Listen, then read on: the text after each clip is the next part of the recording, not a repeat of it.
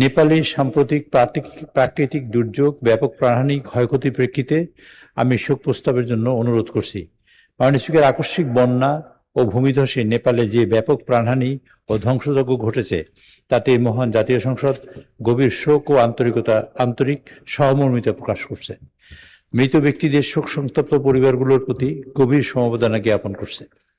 একই সাথে নিখোঁজ ব্যক্তিদের উদ্ধার এবং আহতদের দ্রুত আরোগ্য কামনা করছে। দক্ষিণ এশীয় আঞ্চলিক সহযোগিতা সংস্থা সার্ক এর অন্যতম সদস্য নেপালের সাথে বাংলাদেশের বন্ধুত্বপূর্ণ সম্পর্ক এবং অত্যন্ত সুদৃঢ়।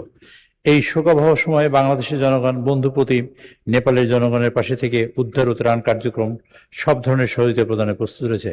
মাননীয় প্রধানমন্ত্রী ইতিমধ্যেই নির্দেশ দিয়েছেন সেনাবাহিনীকে, তারা প্রস্তুতি নিচ্ছে এবং পররাষ্ট্র মন্ত্রণালয়কে, যাতে আমরা কোন প্রকারে কিভাবে সহযোগিতা করতে পারি, বিশেষ করে মেডিকেল টিম এবং উদ্ধার কাজে যাতে আমরা সহযোগিতা করতে পারি তার প্রয়োজনীয় ব্যবস্থা গ্রহণ করার জন্য মাননীয় প্রধানমন্ত্রী ইতিমধ্যে নির্দেশ প্রদান করেছেন। তো মাননীয় স্পিকার, আমি নেপালের এই ধ্বংসযজ্ঞে যারা নিহত হয়েছেন তাদের রুহের মাগফিরাত কামনা করছি এবং সেই সাথে দোয়া এবং মনোনয়তে তাদের দোয়া করার জন্য মাননীয় স্পিকার আপনার মাধ্যমে অনুরোধ করছি। ধন্যবাদ মাননীয় স্পিকার। মাননীয় সদস্যবৃন্দ, আমি এখন শোক প্রস্তাবগুলো সর্বসম্মতিক্রমে গ্রহণ করার জন্য মহান সংসদের প্রতি অনুরোধ জানাচ্ছি। সংসদে উত্থাপিত শোক প্রস্তাবগুলো সর্বসম্মতিক্রমে গৃহীত হলো।